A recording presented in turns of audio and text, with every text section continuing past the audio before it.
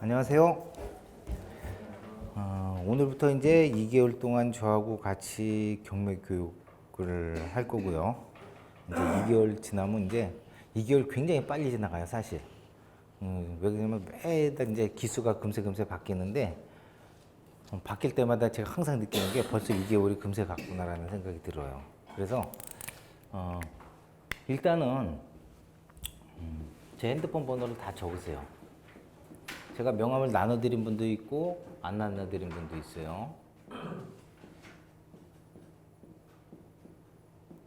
핸드폰 번호를 다 적으시고 제가 이제 우리 요번에 기수가 53기예요. 53기. 53기 채팅방이 따로 있어요. 그래서 제가 다 초대를 할 거예요. 초대 지금 되신 분도 있고 안 되신 분도 있는데 이제 주간하고 야간하고 합쳐져서 거기 다 초대를 할 거예요. 그래서 다 그쪽으로 들어오시고 그 다음에 저희 학원에 처음에 오면 두 가지를 해야 될 게 있어요. 하나는 저희 카페 회원가입. 그래서 하나는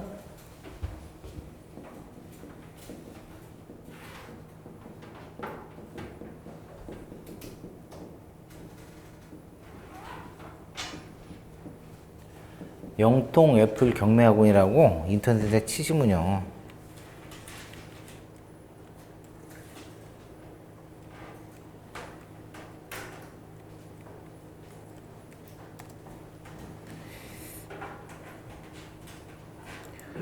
이런 카페가 뜹니다.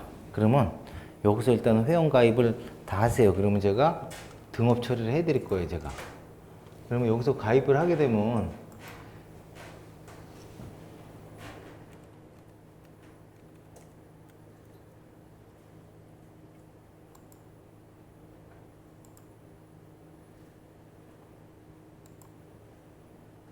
로그인하면 이런 화면이 바뀌어요. 그러면 이제 여기서는 뭘 봐야 되냐면 공지사항. 그러니까 우리가 이제 현장 수업을 한 달에 한 번씩 현장 수업이 별도로 잡혀 있어요. 근데 야간에 다니시는 분들은 거의 직장을 다니기 때문에 14일 이전에 보통 2주 전에 공지를 해요. 그러면 야간에는 현장 수업을 못 해요, 사실. 왜 그러냐면 한 번은 법원 가서 입찰 법정에 가서 입찰서 작성하고 경매 어떻게 진행되는지 참관 수업을 해요. 그 다음에 한 번은 현지에 나가서 경매 물건 보면서 수업을 해요. 물건 설명하면서. 그러니까 눈으로 보면서 이제 현장 수업을 하는 거예요. 근데 그래서 공지는 여기다가 별도로 따로 하니까 그때 시간을 내서 별도로 휴가를 내시든지 해서 나오셔야 돼요. 그리고 저녁에는 못하는 이유는 저녁에 경매법정이 안 열려요, 법원에. 그 다음에 저녁에 현장 수업 가면 다 깜깜해서 볼 수가 없죠. 그래서 오전에밖에 할 수가 없어요. 그런 거 양해해 주시고 오전에 학원 활동이 있으면 여기다 올리니까 이걸 잘 보셨다가 참가를 하시고요. 그 다음에 여기 이제 관심 물건들이 있어요. 요새는 제가 관심 물건을 많이 못 올려요. 바빠서. 관심 물건이라는 거는 경매 진행 물건 중에서 그나마 괜찮다라고 생각되는 건 여기 다 올려요. 이쪽에. 그 다음에 밑으로 내려가면 이제 경매 MPL 추천 물건이라고 따로 있어요. 이쪽은 저희가 이제 목요일날 실전 경매 수업 시간에 사용하는 물건들이에요. 그래서 목요일날은 수업을 어떻게 하냐면 개발 지역, 개발 예정 지역, 그 다음에 교통이 개선되는 지역들은 지하철이 난다거나 도로가 뚫린다거나 이런 지역들 위주로 경매 사건이 나오면 그 물건들을 거의 추려갖고 그 물건 위주로 설명을 합니다. 그러면 어디가 재개발 지역이다 그러면 재개발이 어떻게 이루어지는지 쭉 재개발에 대해서 설명을 해요. 그리고 그 물건 연계해서 그 물건 풀어드립니다. 그런 수업을 해서 여기다 올립니다. 이쪽에다가. 그리고 임장 노트, 경매 추천, 결과 보기 여기 물건들은 이제 제가 현장에 가서 현장 조사했던 내용들을 올린다거나 이쪽에 경매 MPL 추천 물건 결과물을 이쪽으로 옮겨놔요. 그래서 저희가 목요일날 수업하는 경매 물건들은 다 여기 경매 MPL 추천 물건 쪽으로 올라가는데 여기에 100% 다 못 올려요, 이것도. 그러면 목요일날 수업하다가 시간이 없으면 안 올리고 시간이 되는 것만 또 올려요. 그래서 목요일날 수업만 충실히 들어도 이거 안 보셔도 돼요. 그 다음에 그 밑으로 내려오다 보면요. 자, 이제 저희가 이제 초점을 맞춰서 강의하는 내용들이에요. 재개발, 재건축, 철도 개발 정보, 교통 여건이 개선되는 지역, 개발 위주 지역들. 그러면 여기 올라와 있는 것들은 거의 다 수업 시간에 사용했던 물건들이에요. 그래서 이거 연계해서 경매 물건이 나오면 이거 연계해서 거의 풀어드려요. 이 지역 개개발 정보라든지 철도 개발 정보를 쭉 하고, 이거는 계속 제가 업로드를 하고 있어요. 새로운 정보 오면 또 올리고, 이건 계속 올리고 있는데 아직까지 다 못 올리고 있어요 지금. 그 다음에 밑으로 내려오다 보면 한쪽은 재테크 뉴스가 있고 한쪽은 부동산 정보 공유가 있습니다. 재테크 뉴스는 현재 부동산 관련돼 있는 뉴스들, 이쪽에 중요 부분만 우리가 꼭 읽어봐야 될 부분만 다 추려서 이쪽으로 또 정리를 해놓고, 부동산 정보는 국가 부동산 정책이나 우리 경매에 있어서 부동산 정보들은 저쪽으로 다 올려놓습니다. 그래서 카페 회원 가입을 하셔야지 이게 전체적으로 다 볼 수 있어요. 그래서 비수강 회원들은 일부 메뉴에서 접속을 못하게 막아놨으니까, 일단은 회원 가입을 하시면 제가 이 성함을 보고 수강 회원으로 다 처리되면 전체적으로 다 내용들을 볼 수 있으니까 카페들 일단 보시고요. 또 하나는 이제 부동산 태인이라고 있습니다. 부동산 태인. 저희가 수업 시간에 이 부동산 태인을 보고 경매 수업을 할 거예요. 여기 보면 태인 법원 경매 정보 부동산 태인 신세 1988 이렇게 돼 있죠. 여기에 다 회원 가입을 하셔야 됩니다. 회원 가입을 하시고, 그럼 이게 뭐냐? 이게 뭐냐면 대한민국 경매 정보 유료 사이트예요. 대한민국에서 경매로 진행되는 물건들이 여기 다 올라와. 그리고 이 회사에서 원래 유료로 운영하는 회사입니다. 유료로. 일반 가입하려고 그러면 75만 원. 1년에 전국구. 그래서 우리나라에서 가장 잘 돼 있는 경매 정보지가 어디냐? 구독션, 지지옥션, 태인. 이 3개 업체가 메이저 업체예요. 그래서 지지나 구독션 같은 경우는 1년에 100만 원이 넘고, 여기는 일반인들한테 영업한 지 그렇게 오래되지 않았어요. 전에는 이제 공기업이나 은행 위주로 영업을 했고, 일반인들 상대로 영업을 했기 때문에 지금은 한 75만 원 정도 1년에 가입비를 받고 가입을 시키는데, 학원에서 가입을 하면 좀 더 저렴하게 가입을 시켜줘요, 저희가. 그래서 수강 기간 동안은 열어드립니다, 이거. 그래서 대한민국에서 일어나는 경매 정보는 여기 다 올라오신다고 보면 돼. 그래서 여기 회원 가입을 하시고, 목요일이나 금요일까지 제 핸드폰 번호 다 적어놨죠? 카톡이든지 아니면 문자로 아이디를 저한테 가입한 아이디를 다 보내주셔야 돼. 그럼 제가 요번 주 다음 주 월요일이든지 요번 주 금요일 날 한꺼번에 다 등록 처리를 해드릴 거예요. 그래서 되도록이면 요번 주 금요일까지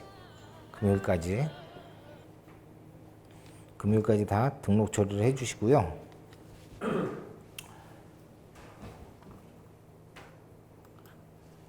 그러면 자, 태인 경매 정보로 들어가 보면요. 자, 이거 보는 방법을 알려드릴 겁니다. 보는 방법을.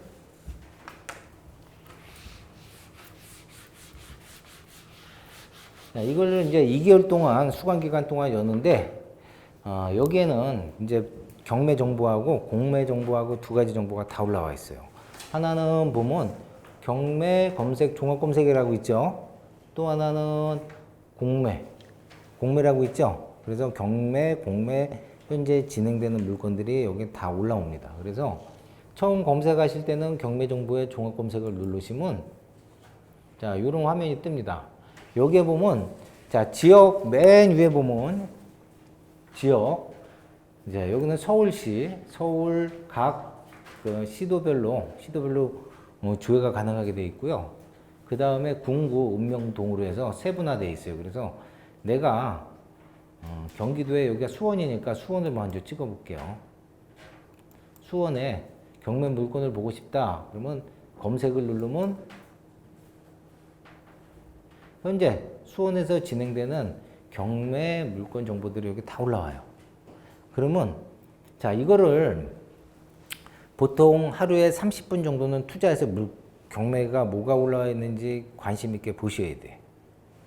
그래서 1차적으로 검색 대상은 내가 살고 있는 지역, 그 다음에 내가 잘 알고 있는 지역, 그걸 위주로 먼저 보셔야 돼.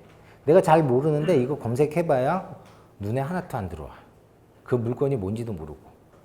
그래서 내가 잘 아는 지역 먼저 하루에 30분씩 검색을 하셔서 내가 잘 아는 지역의 경매 물건이 어떤 게 나왔는지 쭉 검색을 해보셔야 돼요. 그리고 자, 그러면 검색은 어떻게 하냐? 이제 수원, 여기 이제 수원 지역이기 때문에 수원에 진행되는 경매 물건을 돌렸어요. 그러면 여기 금곡동에 있는 여기 이제 삼익 아파트를 하나를 예를 들어서 하나 볼게요.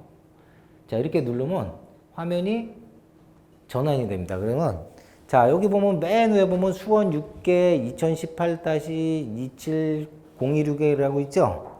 자, 저거는 접수번호예요. 접수번호. 자, 경매는 어디서 진행해요? 법원에서 해요. 그럼 경매는 누가 놓냐? 자, 경매는 누가 넣어요? 채권자. 자, 우리가 채권 관계에 있어서는 항상 채권자하고 채무자가 존재해. 자, 채권이라는 거는 돈을 받을 수 있는 권리가 채권이고, 채무는 돈을 갚아야 될 권리. 그러면 채권자 그러면 돈을 받을 권리자. 채무자 그러면 돈을 갚아야 될 권리자예요. 그러면 항상 우리가 금전적인 거래 관계 또는 채권 관계에서는 채권하고 채무자가 항상 존재를 해요.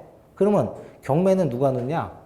돈 받을 권리자가 채무자의 재산을 법원에다 매각 신청하는 게 경매예요.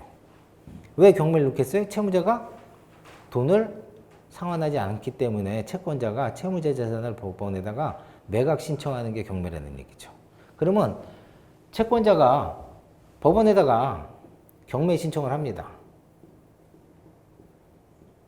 그러면 자, 법원에서 2018 앞에 저기 적혀 있으면 2018년도에 접수된 거야. 즉 접수번호. 저게 사건 번호라 그래요. 우리가 통상 사건 번호라 그러는데 경매가 접수가 되면 저런 사건 번호들을 다 부여를 해. 그러니까 쉽게 얘기해서 접수 번호하고 똑같아. 2018 그러면 2018년도에 접수, 2017 그러면 2017년도에 접수. 뒤에 27026은 접수 1년 번호예요. 쉽게 얘기해서. 이걸 통틀어서 우리가 사건 번호. 그러니까 자, 이게 왜 중요하냐면 자, 2018년도에 접수가 됐으면 해당 매각 감정평가 금액은 2018년도의 가격. 2016년도에 접수가 됐으면 2016년도 가격. 아직 2019년도인데도 사건 번호가 2016년도 것도 있고 2017년도 것도 있어요. 매각이 아직 안 돼서. 그러면 거기에 대한 감정가는 사건 번호가 2016이다 그러면 2016년도의 가격이라는 얘기야. 해당 부동산의 가격이. 그래서 맨 위에 거는 우리가 사건 번호라 그래요. 그래서 2018 타경 27026 가운데 원래 타경이 붙어요. 타경이. 그 다음에 밑으로 내려오다 보면 기본 정보 보면 맨 위에 대표 소재지 있죠.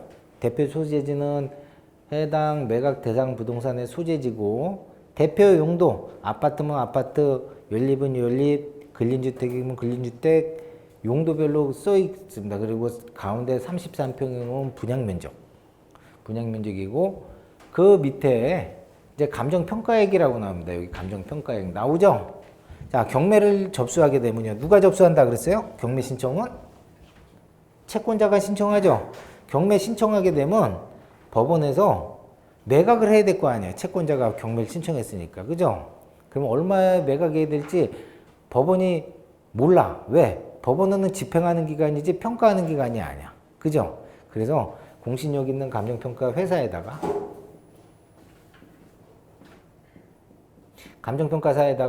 감정평가를 의뢰해요. 이거 감정평가 좀 해달라고. 그럼 감정평가 회사에서 해당 매각 대상 부동산을 나가서 직접 감정평가해. 그럼 감정평가액이 얼마예요? 2억 1,700이라는 얘기야. 그러면 경매는요, 항상 우리가 크게 서울 지역하고 경기 지역을 크게 둘로 나누면 인천 포함해서 자, 경매가 접수가 되면 이제 매각을 실시하잖아요, 법원에서. 그러면 1차 매각 기회를 잡혀요. 그러면 처음에 1차 매각 가격은 감정가 100%부터 시작합니다. 경기도도 똑같아. 그러면 자, 매각 감정평가 금액은 최초 매각가로 결정이 되는 거야. 그 다음에 밑에 뭐라고 표시되어 있냐면 최저 경매가 이렇게 돼 있죠. 그죠? 자, 그러면 서울은 자, 1차 때 낙찰이 되면 낙찰 아무도 입찰하지 않았으면 이때 유찰이라 그럽니다. 통상. 그럼 2차 매각기일이 잡혀요. 1차 매각 때 아무도 입찰하지 않았다 그러면 2차 매각기일을 다시 정하고 2차 매각기일을 정할 때는 통상적으로 한 달 뒤에 30일 이후에 2차 매각기일을 정하고 서울 같은 경우는 감정가의 80%로 시작을 해요. 그 다음에 경기 인천 같은 경우에는 감정가의 70%. 근데 경기도는 안양은 제외. 안양은 서울 쫓아가. 그러면 저기 최저가가 얼마로 돼 있어요? 70%. 그죠? 자, 최저가라는 거는 자, 이게 최저가야. 1차 때 최저가는 감정가의 100%가 최저가야. 그러면 최저가라는 거는 그 밑으로 입찰하지 말라는 얘기야. 그 밑으로 만약에 입찰하면 무효 처리해버려. 최저가라는 걸 정해준 거야. 이 밑으로 입찰하지 말라는 얘기야. 그리고 자, 그 경매 최저가 밑에 입찰 보증금이라고 여기 있죠? 입찰 보증금. 그죠? 경매는 입찰할 때 항상 입찰 보증금하고 입찰서를 같이 제출을 해야 돼. 그럼 입찰 보증금은 얼마냐? 항상 최저가의 10%예요. 자, 2차 때 내가 입찰을 한다 그러면 서울 같은 경우에는 감정가 80%에 10%, 경기 인천 감정가 70%에 10%, 그래서 입찰 보증금 10%하고 입찰서하고 제출해서 경매 입찰하는 거예요. 근데 입찰 보증금은 10% 밑으로 넣으면 무효 처리가 돼, 입찰할 때. 근데 10% 이상 넣는 건 상관이 없어. 그래서 10% 이상 넣는 건 상관이 없어요. 그래서 10% 넣고 입찰서하고 같이 제출해야 되는 거고, 여기 청구 금액이라고 있죠. 그 다음에 청구 금액. 이 청구 금액은 경매 신청한 채권자의 청구 금액이 이게 얼마예요? 19만 5천 원 때문에 경매를 넣나? 금액이 적죠? 이렇게 적을까? 19만 5천 원. 진짜 19만 5천 원 때문에 경매를 놓네. 경매 청구한 건 19만 5천 원으로 해서 청구를 한 거예요. 그 다음에 밑에 등기 채권액이라고 있어요. 등기 채권액. 여기 등기 채권액이라고 있죠? 여기. 그죠? 3억 8,300. 등기 채권액은 뭐냐면 등기부 등본상의 전체 채권액을 얘기하는 거야. 자, 우리가 등기부 등본이라는 거는 자, 여기다가 이제 등기부 등본에 대해서 얘기를 해봐야 돼. 개인들이 이사 가거나 주소가 변동이 됐어. 어디 기록돼? 주민등록 초본에 기록이 되죠. 부동산은 소유자가 바뀌었다거나 아니면 채권관계가 뭔가 있으면 다 등기부등본에 다 기재돼. 등기부등본에. 그래서 사람으로 따지면 초본이야. 그래서 부동산의 초본이라고 생각하시면 돼. 자, 등기부등본은 총 3가지로 구성이 돼 있어요. 하나는 표제부, 갑구, 을구. 그러면 저기에 나오는 등기 채권액은 갑구, 을구에 전체 설정되어 있는 등기 설정 금액. 즉 무슨 말이에요? 해당 경매 매각 부동산의 전체 채권 금액이라고 보면 돼. 등기상의 전체 채권 금액. 그러면 전체 이 소유자 김종성 씨의 전체 등기 부등본에 있는 채권, 즉 갚아야 될 돈이 38,300이라는 얘기야. 전체 금액이. 그 다음 위에는 채권자, 밑에는 소유자, 밑에는 또 채무자. 소유자하고 채무자하고 틀릴 때도 있고 같을 때도 있어요. 자, 소유자하고 채무자하고 틀릴 때는 무슨 관계? 소유자하고 채무자하고 틀려. 그럼 보증서인 가족관계든지 뭐 이해관계인이라든지 보증서 때는 얘기고, 그 다음 밑에 경매 대상이라고 있죠. 그죠? 경매 대상에 뭐라고 써 있어요? 건물 전부, 토지 전부. 그죠? 자, 우리가 부동산을 뭐라 그러면 토지 위에 정착물, 이걸 부동산이라 그래. 정착된 물건, 건물, 토지 위에 정착물을 우리가 부동산이라 그러는데, 항상 우리가 부동산을 매매하면 어떻게 매매해? 토지하고 이게 건물이고 얘가 토지야. 토지하고 건물하고 같이 매각하죠? 이게 정상적인 매각이야. 근데 경매에서는 자, 지금 매각 대상이 뭐예요? 건물 전부, 토지 전부. 그죠? 건물하고 토지하고 같이 매각한다는 거야. 그죠? 자, 정상적인 매각이야, 이게. 토지하고 건물하고 같이 매각한대. 우리가 이걸 토지, 건물, 일괄 매각, 같이 매각한다, 이렇게 얘기를 하고. 자, 두 번째는 토지에 건물이 있음에도 불구하고 건물만 매각하는 경우도 있어요. 경매에서는 이런 경우 있어요. 건물만 매각. 또 토지에 건물이 있는데 반대적으로 또 토지만 매각하는 경우 있어요. 건물은 빼고 토지만 매각.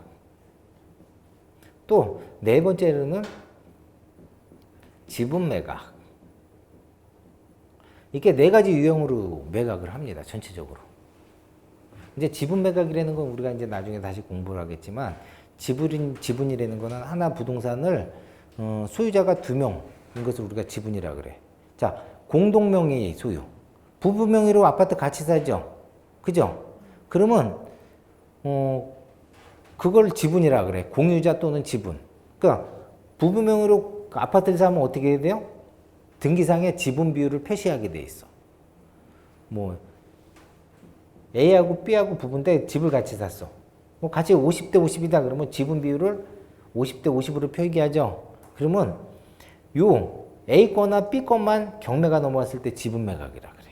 그래서 총 4가지 유형으로 매각을 하는데, 그래서 경매 대상에 어떻게 매각이 되는지 잘 봐야 돼요.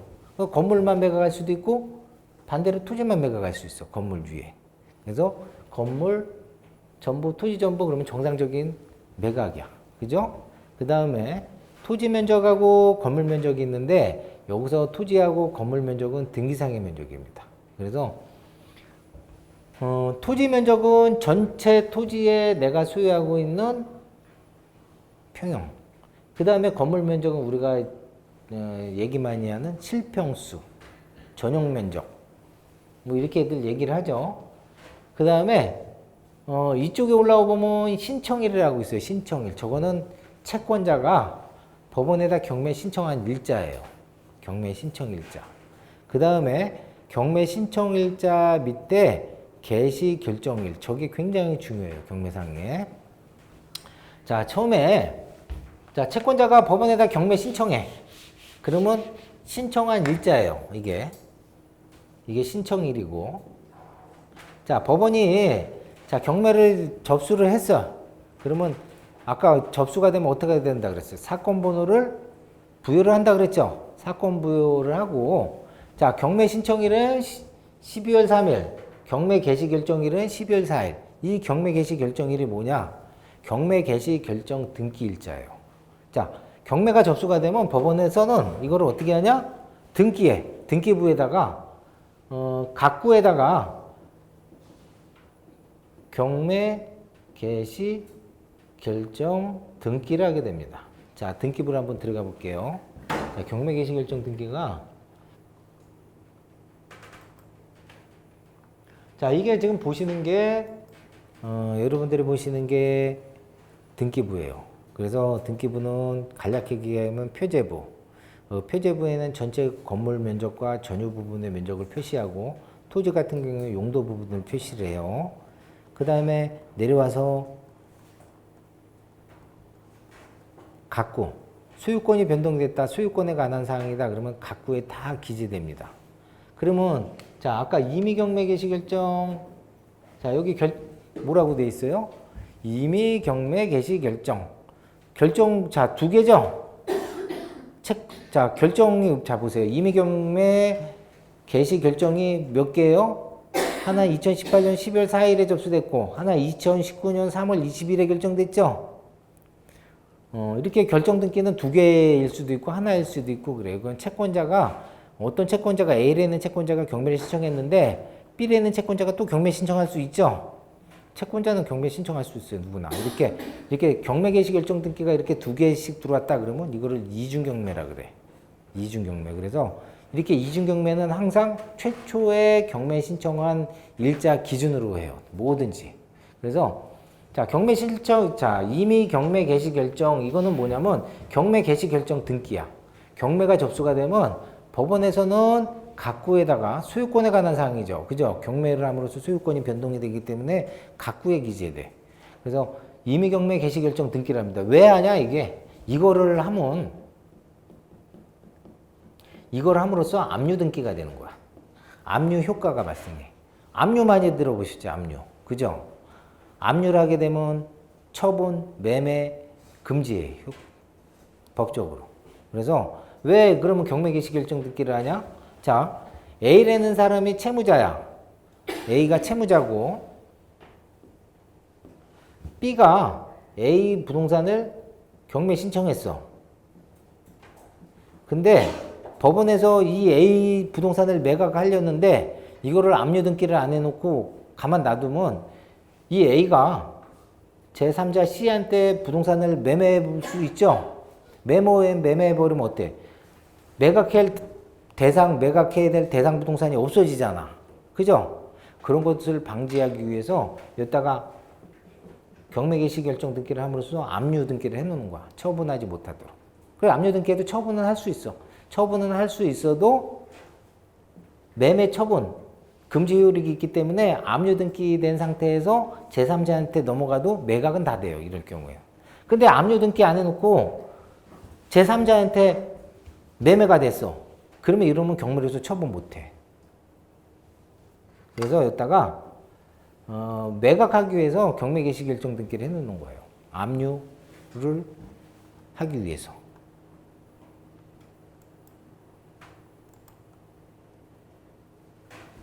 자, 그리고 또 중요하게 봐야 될 게 감정평가일이에요. 18년 12월 18일 날 해당 부동산의 감정평가는 언제 했다? 18년 12월 18일. 그러면 아까 제가 얘기 드렸죠. 16년도에 사건 번호도 있고 17년도에 사건 번호도 있어.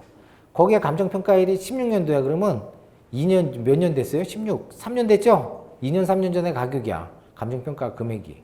그러면 현재 시세하고 차이가 많이 나죠? 그죠? 그래서 감정평가가 언제 됐는지 잘 보셔야 돼. 왜? 감정평가 한 날짜는 18년 12월 18일 시세조사를 바탕으로 한 가격이기 때문에. 그래서 우리나라 감정평가는요, 대부분이 시세보다 평가를 약간 높게 하는 특징이 있어요. 근데 다 그렇지는 않아. 어떤 거는 시세보다 낮게 하는 경우도 있어. 자, 감정평가는 그러면 믿어야 되냐 말아야 되냐? 믿어야 될까요? 말아야 될까요?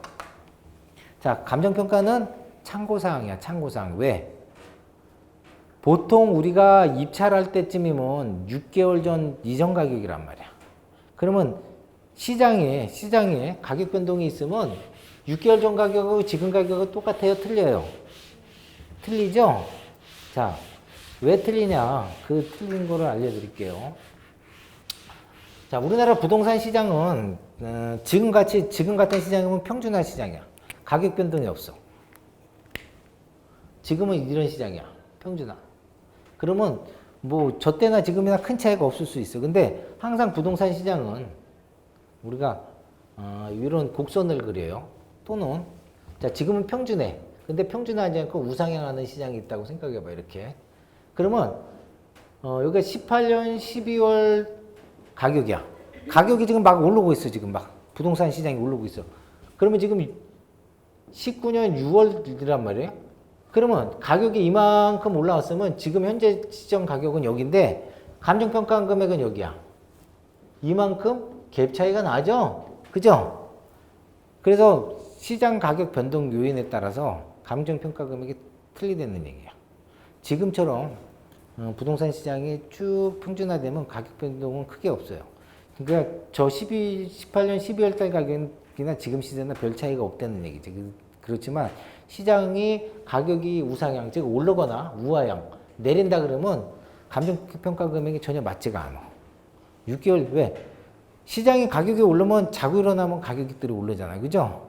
그래서 참고사항, 항상 감정평가 금액은 참고사항으로 생각을 하셔야 돼. 그래서 현재 내가 입찰하는 시점에 감정평가한 금액이 아니기 때문에 참고사항으로. 그 다음에 여기 이제 배당 종기일이라고 있어요. 배당 종기일. 자, 배당 종기일은 언제? 19년 2월 15일, 신청일은 18년 12월. 그죠? 자, 경매가 접수가 되면 법원에서는 3개월 이내에 배당 요구 종기를 지정해서 채권자들한테 채권 신청하라고 다 송달을 해요. 채권 신청할 게 뭐냐면, 자, 경매가 접수가 됐으니까 채권자들, 여기서 채권자들은 누구예요? 등기상의 권리자들. 그죠? 등기부등본에 근저당 잡은 사람도 있고, 감유 잡은 사람도 있고, 여러 사람들이란 말이야. 등기상의 권리자들. 그런 사람들을 우리가 등기상의 권리자라 그래.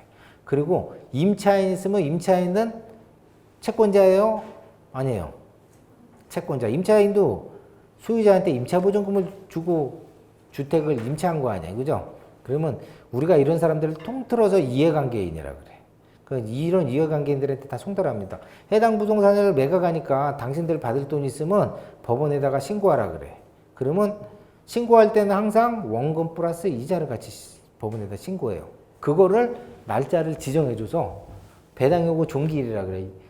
19년 2월 15일까지 신고하세요라 그래. 그러면 19년 2월 15일까지 무조건 신고해야 돼. 무조건.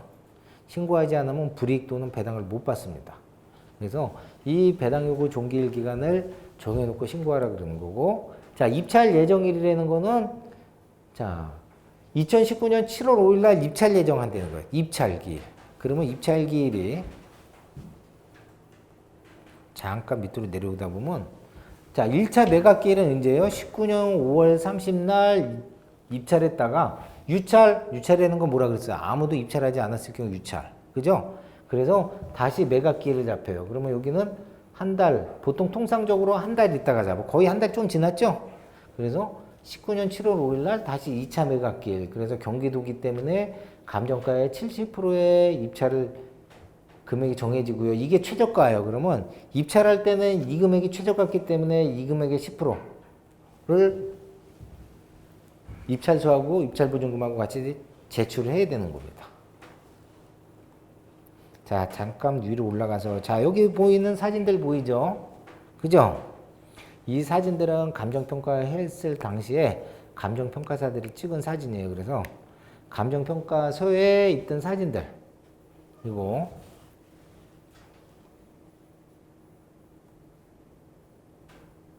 자, 밑으로 쭉 내려오다 보면 이제 등기부등본, 아까 얘기했던 등기부등본 있고, 을구, 자, 갑구에는 소유권이 변동되거나 소유권에 관한 사항이 있으면 다 갑구에 기재되고, 소유권 이해에 관한 사항은 을구. 그러면 우리가 근저당 설정된 거나 전세권 설정 등기라는 거 하는 거나 이건 다 을구에 다 기재됩니다. 그래서 자, 우리가 등기부등본은 공시제도예요. 공시제도. 공시제도라는 거는 제3자한테 알리기 위해서 등기를 하는 거예요. 제3자한테 알리기 위해서. 그래서 등기를 함으로써 등기한 사람의 권리를 알리는 거고, 등기부가 이렇게 빨간 줄로 쫙 가져 있죠? 이런 것들은 다 말소된 거, 효력이 없는 것들.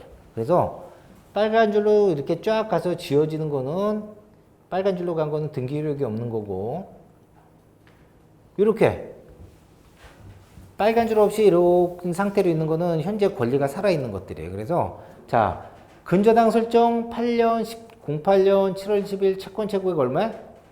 3천만 원. 그러면 등기는 공시제도이기 때문에 이렇게 등기를 함으로써 제3자한테, 즉 여기 누구예요? 근저당권자 신한은행이 채무자 김종성으로한테 3천만 원 빌려주고 여기 이렇게 권리가 3천만 원 있다라는 거를 알리는 거야, 등기제도. 제3자한테 권리를 알리는 제도예요.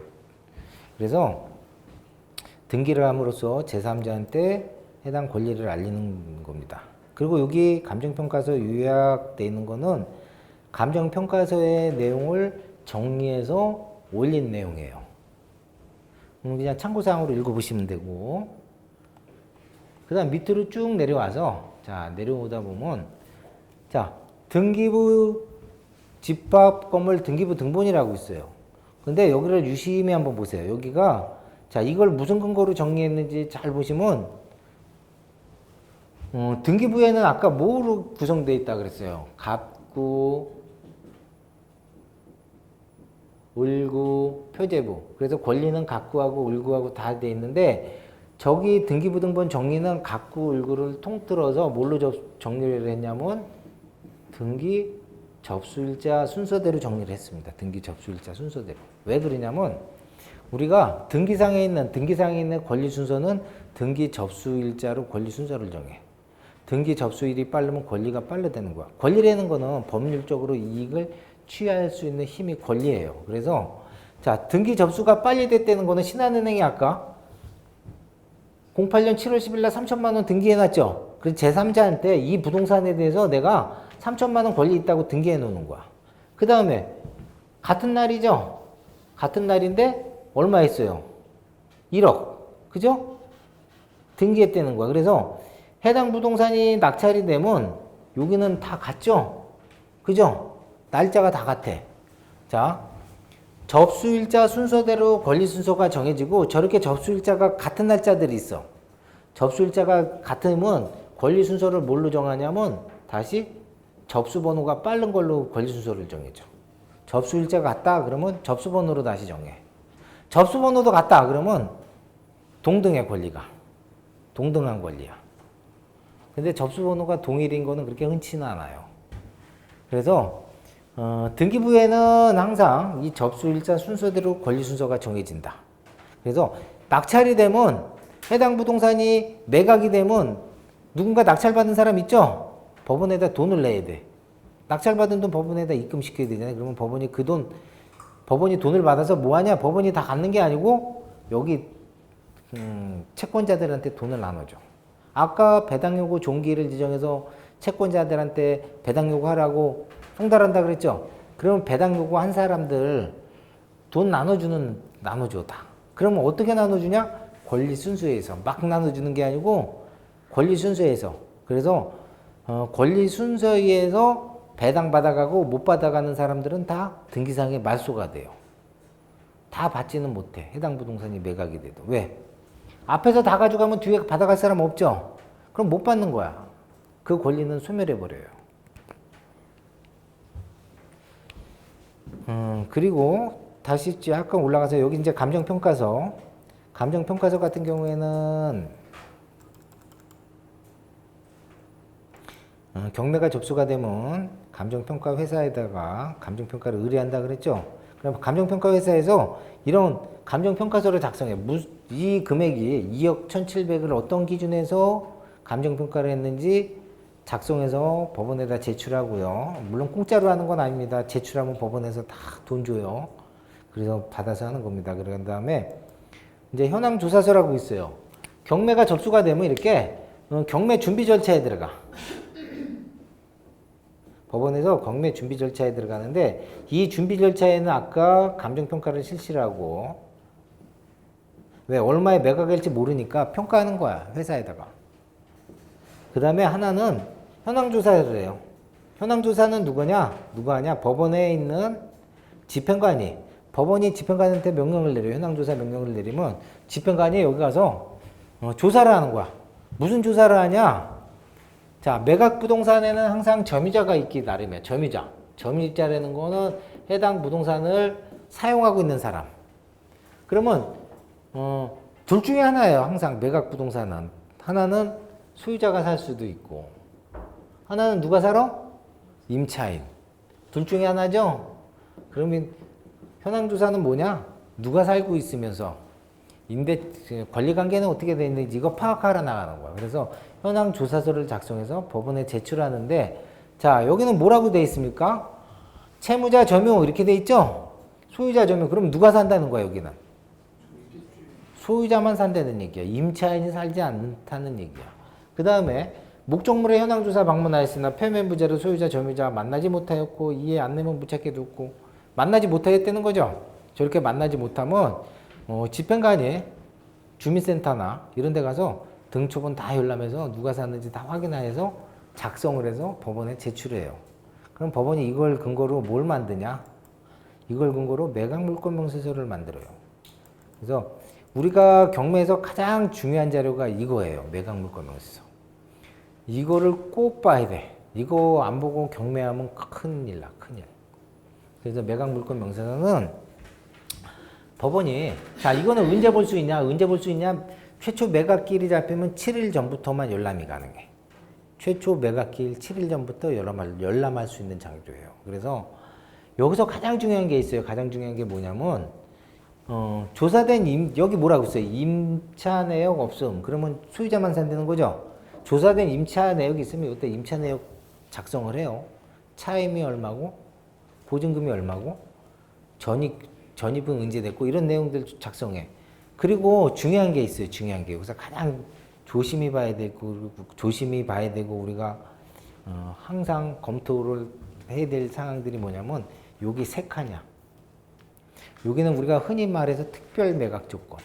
그러면 여기에 뭔 사항이 기재됐다 그러면 그거 인수하는 조건으로 매각하는 거야. 그러면 여기 뭐라고 돼 있어요? 앞에 거는 다 보지 말고 매각으로 효력이 소멸되지 아니하는 것. 그건 무슨 말이에요? 효력이 소멸되지 아니하는 것. 그러면 소멸이 된다는 얘기예요? 안 된다는 얘기예요? 안 된다는 얘기야. 그러면 소멸이 안 되면 자 우리가 경매는 항상 두 가지예요. 인수주의, 소재주의. 그러니까 인수하거나 소멸되거나 둘 중에 하나야. 경매로 낙찰받으면 낙찰자가 인수라든지 전소유자 모든 권리가 소멸되든지 둘 중에 하나야. 그러면 소멸되지 않아야 효력이 소멸되지 아니하는 것, 소멸되지 않는다는 얘기죠. 그럼 즉 무슨 얘기냐? 거꾸로 얘기하면 인수하는 권리. 저기 소멸되지 아니하는 것에 만약에 가처분, 가등기, 전세권 이렇게 써 있으면 낙찰자가 그거 인수하는 조건으로 매각하는 거야.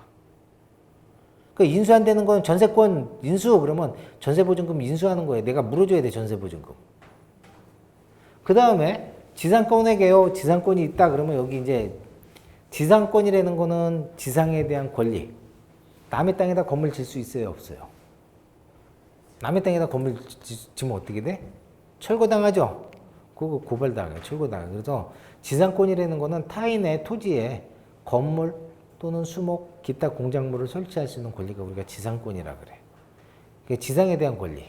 그런 게 있으면 여기에 표기가 되고, 그 다음에 비고란에는 이제, 말 그대로 이제 특별 매각 조건 같은 거, 주의사항이라든지, 인수하는 권리가 있으면 또 비고란에다 또 쓰는 경우가 있어요.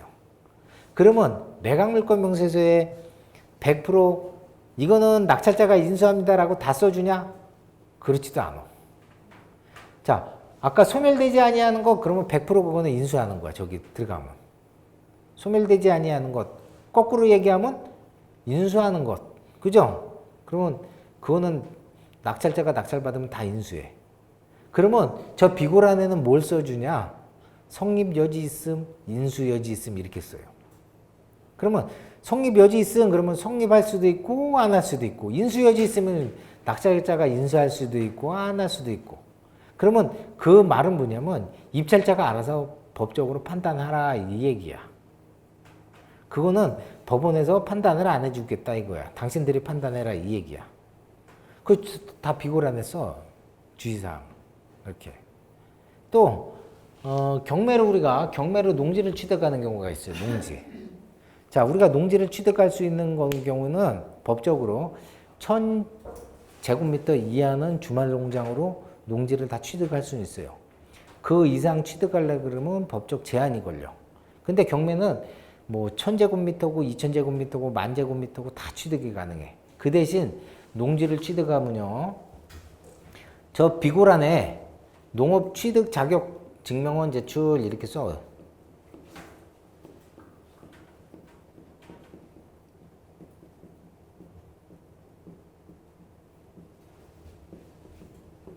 자, 농지를 받을 때만 항상 쫓아다니는 거야.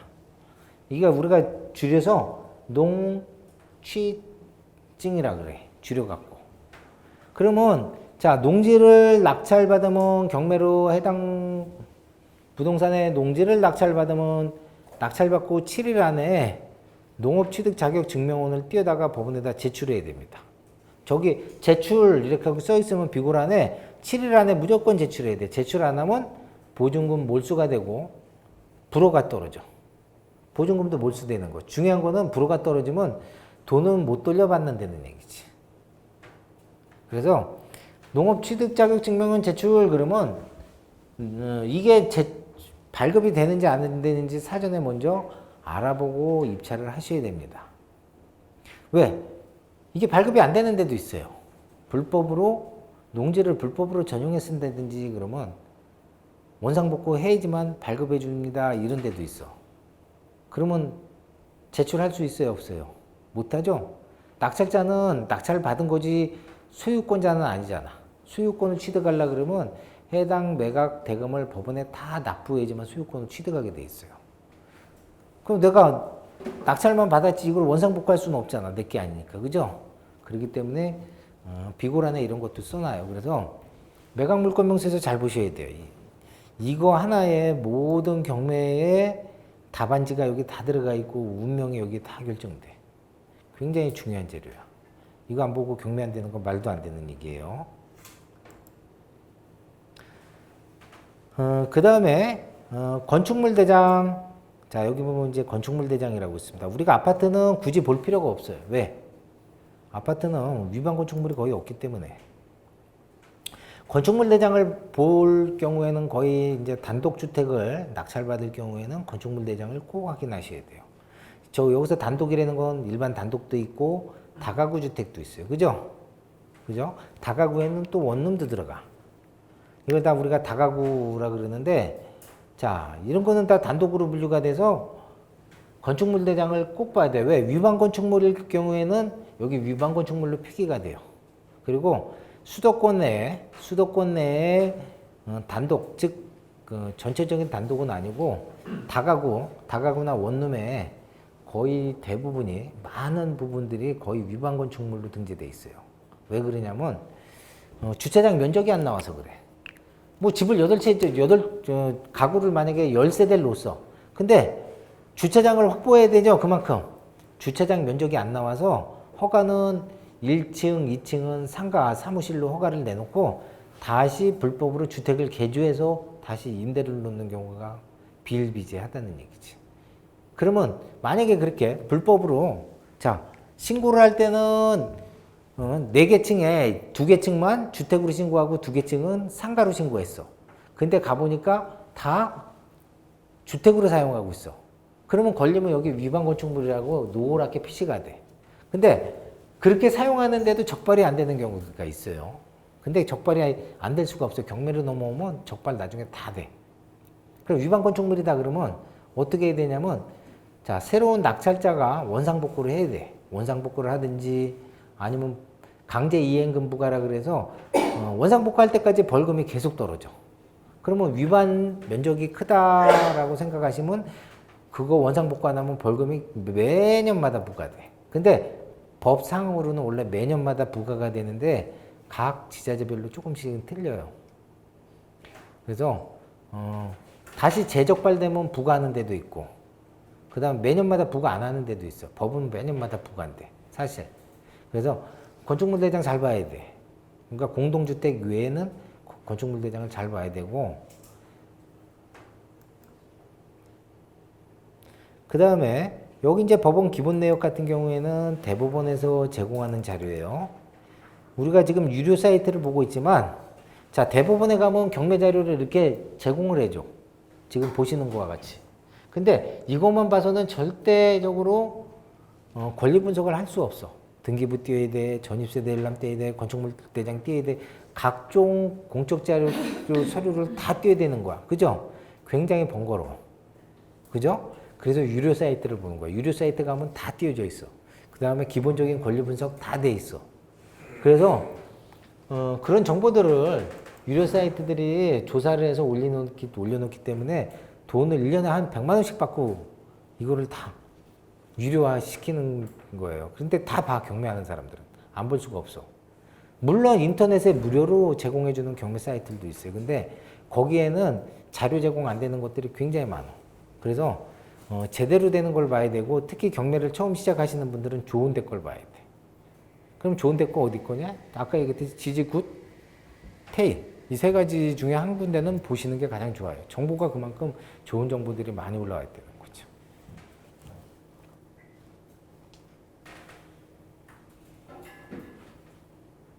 자, 여기 보면, 자, 그 다음에 관리비 체납 이거는 지지 옥션하고 태인에서밖에 제공을 안 해줘요. 우리가 관리비 체납 같은 경우에 낙찰 받으면 여기 아파트죠? 관리비가 체납된 게 얼마예요? 15만 원. 2019년 5월 17일까지. 굉장히 착한 분들이야. 그죠? 보통 경매가 당하면 관리비 같은 거 안 내요. 소유자가 됐거나 임차인이 됐거나 관리비 안 내는 일들이 비일비재. 근데 거의 다 냈죠? 체납액이 없어. 그러면 저렇게 체납액이 없으면 큰 문제가 안 돼. 근데 경매 하다 보면요, 관리비 체납이 굉장히 제가 예전에 일산에 있는 아파트를 하나 참 좀 된 거예요. 한 4, 5년 전에 낙찰 받았는데 관리비 체납된 게 그때만 해도 한 400만 원 됐어. 400만 원. 그거 누가 낼 거야? 자, 낙찰 받았어, 아파트. 관리비 누가 내야 돼? 네? 우리가 시중에 그 경매 관련 도서들에는 뭐라고 돼 있냐면 공용관리비만 징수하면 된다 이렇게 돼 있어. 근데 현실적으로 관리사무소 가서 저 공용관리비만 낼래요 그러면 이사 못 나가게 막고 관리사무소에서 관리비 다 안 주면 못 나가게 막는다니까. 그 아파트 관리 규약이 있어요. 그래서 현실적으로 관리비 내야 되는데 누가 낼 것이냐 과연. 명도할 때 이제 명도 얘기할 건데, 자, 낙찰을 받으면 점유자가 있어요. 소유자가 있다거나 임차인이 있다거나 내보내야죠. 내보내야 돼. 자, 사람들이 경매를 꺼리는 이유가 가장 큰 게 뭐냐면 이것 때문에 그래. 이거에 부담들을 굉장히 많이 가지고 있어요. 사람 내보내야 돼. 이거 어떻게 내보내요? 그죠? 내가 안 내보내면 딴 사람이 다 내보내. 그리고 명도는 내가 한다고 생각하면 안 돼. 절대적으로. 누가 해? 법원이 해. 법원 집행관이 한다고 생각해야 돼. 인식을 바꿔야 돼. 인식의 전환. 내가 가서 그 사람들 사는 사람을 내보내는 게 아니고 법원에 있는 집행관들이 가서 집행하는 거야. 공무수행. 그 사람들이 내보낸다고 생각하셔야 돼. 그 사람들이. 그리고 그 사람들을 많이 이용해야 돼. 그러면 손쉽게 명도할 수 있어요. 손쉽게 명도하는 방법을 알려드릴게요. 그래서 부담들을 굉장히 많이 가지고 계신데, 근데 자, 그러면 저기 소유자가 산다. 관리비 체납돼서 누가 내야 돼? 둘 중에 누가 내야 돼? 자, 이사 나갈 때 그냥 내보내지 않죠. 자, 경매를 당하면 요새는 경매가 굉장히 매스컴으로 저변이 확대돼 있어서 경매가 당하면 점유자들이 이사 가야 된다는 건 다 알고 있어요. 근데 왜 안 나가? 왜 안 나가? 안 나가는 이유는 이사 일자를 조정해야 되고, 그죠? 조금이라도 있어야 될 거 아니야. 부동산, 자기가 가진 부동산이 경매가다 그러는데, 그죠? 그 다음에 조금 이사를 가게 비용이라도 받으려고 있는 거야. 이 사람들 거의 대부분이 그래요. 여기서 끝까지 버텨서 끝까지 한번 버텨보겠다 이런 사람 하나도 없어. 다 나가야 되는지 다 알고 있어. 이사비 조율하려고 그래. 이사 일자하고. 그러면 우리가 보통 경매를 하게 되면요, 이사비를 줘서 내보내는 경우가 거의 많어. 강제 집행하는 경우보다. 이사비를 줘서 내보내는 거 80%, 강제 집행 20%도 안 돼. 제가 경매를 하면, 제가 명도를 하게 되면 강제 집행하는 경우 한 10% 최고 미만. 이사비 줘서 내보내는 거고. 그 대신 아까 얘기했듯이 내가 안 해. 집행관이 하는 거야. 그렇게 유도를 해요. 그러면 이사비 줘서 내보내면 관리비는 누가 내냐? 누가 내든지 결정을 해야 돼. 그죠? 결정을 해야 돼. 공용관리비만 청구하는 건 법률적으로 맞아. 그러면 일단은 관리비는 내고 추후에 소송을 하든지 해야 돼. 왜? 내보내야 될 거 아니야, 일단. 그죠? 내보낸 게 중요하니까. 그러면 이거 싫다 그러면 법원에다 강제 집행해서 내보내야 돼. 그 둘 중에 하나를 선택을 해야 돼. 법원의 힘을 빌려서 아예 강제적으로 보내든지 아니면 내가 이사비를 줘서 내보내든지 둘 중에 하나를 선택을 해야 된다는 얘기예요. 그래서 아파트 같은 경우에는 관리비 누가 내는지 결정해야 되고, 자, 아파트 말고 이제 아파트 말고 공동주택 있어. 관리사무소가 없는 데들. 빌라, 연립 이런 데는 관리사무소 없죠. 그죠? 그런데 낙찰받으면, 자, 관리비는 그런 데는 쉬워. 관리비는 내가 소유권 취득한 시점부터만 내면 돼. 즉 전기, 수도, 또 뭐 있어요? 가스. 요거 세 가지만 하면 되잖아. 전기, 수도, 가스 더 내는 거 없죠? 요거는 내가 소유권 취득한 시점부터만 내면 돼. 그 정권은 전 소유자 담당이야. 그러면 자, 보통 안 내면 전기도 끊고 수도도 끊고 가스도 다 끊어. 그죠? 그러면 그 회사들한테 다 연락해. 연락해서 내가 경매로 낙찰받았는데 다 끊겼다 연결해줘라. 그러면 경매로 낙찰받았다고 얘기하면 거기서 서류 뭐뭐뭐뭐 팩스를 보내세요. 그러면 보내주면 내가 소유권 취득한 시점부터만 나한테 부과해요. 근데 아파트는 관리비라는 게 있잖아. 관리해야 되는 비용들이 있기 때문에 관리비 청구가 들어가는 거예요. 상가도 마찬가지. 그래서 관리비는 누가 해야 될지 나중에 이제 협상을 통해서 어떻게 할 건지 결정하시면 돼요. 그 다음에 여기 예상 배당표는 뭐냐? 해당 물건이 낙찰되면 배당이 이렇게 이루어진다. 이건 예상이에요. 말 그대로. 배당이 이렇게 된다는 건 아니에요. 그래서 예상으로 이렇게 된다. 이렇게 되는 거예요. 그리고 이제 밑에 거는 이제 보통 보면 이제 아파트 실거래가. 아파트 같은 경우에는 국토교통부에 아파트 실거래가가 있어서 분기별로 실제 거래된 내역을 갖다가 공시를 해요. 그래서 아파트 실거래가 보면 실질적으로 그 아파트에 매매되는 금액이 얼마인지 정확히 파악할 수 있어. 근데 아파트는 거래가 많기 때문에 금세 파악이 되지만 아파트 이외에는 거래가 많기 때문에 금세 파악이 안 돼. 그럼 어떻게 파악하냐? 다 발품 팔아서 파악을 해야 돼. 그래서 우리가 경매를 벌써 30분이 됐네요. 그럼 이것만 정리하고 또 2차로 또 얘기를 해드릴게요. 자, 경매를 배우면요. 자, 아까 얘기했듯이 경매를 공부하려고 그러면 하루에 30분 투자. 뭘? 경매 물건 봐야 돼. 뭐가 경매가 나왔는지 관심 있게 봐야 되는 거지. 우리가 이론만 열심히 공부하면 자, 이론도 중요해요. 왜? 권리 분석을 해야 되니까. 내가 인수할 게 있는지 인수할 게 없는지. 그죠? 근데 권리 분석은 물론 2개월 단기간에 다 습득하기는 어려워. 사람 차이에 따라서 습득의 정도 차이가 있습니다. 근데 2개월만 빠지지 않고 수업에 잘 참가하시면 기본적인 개념은 다 잡혀. 그러면 중요한 건 뭐냐? 내가 다 알아서 경매는 못해도 된다는 게. 다 몰라도 된다는 거지. 기본 개념만 잡히면 돼. 왜? 나중에 입찰할 때 저한테 전화만 하면 돼. 전화만. 그 전화번호 알려드렸죠 아까. 그죠? 그래서 권리 분석 해달라고 그랬어요. 그럼 제가 권리 분석 다 해드려. 그러면 하지 말라는 거 하지 마시고 또 주의해야 될 건 주의해야 되고 뭐뭐뭐 얘기해야 돼. 그러면 경매를 전혀 안 배우고 저하고 통화하면 대화 소통이 돼 안 돼. 소통이 안 돼 전혀. 내가 얘기를 해도 못 알아들어. 등기부가 얼마고요? 말소 기준이 위에 어쩌고저쩌고 하면 무슨 말인지 하나도 못 알아들어. 그죠? 2개월만 충실히 공부하면 저하고 대화 소통할 수 있어.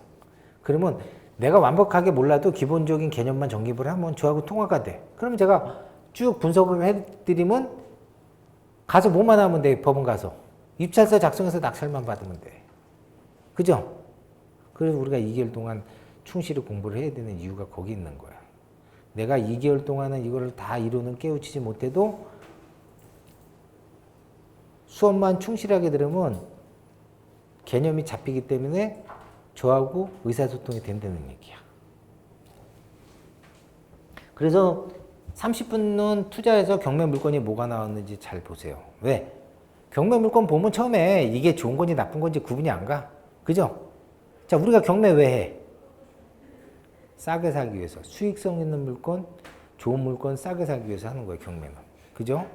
그러면 그거 판별할 수 있는 눈을 가지려면요, 하루에 30분씩 계속 트레이딩 해야 돼. 물건 계속 봐야 돼. 그러면 나중에 눈에 딱딱딱 들어와요. 그 얘기는 한 5분만 쉬었다가 다시 시작하겠습니다.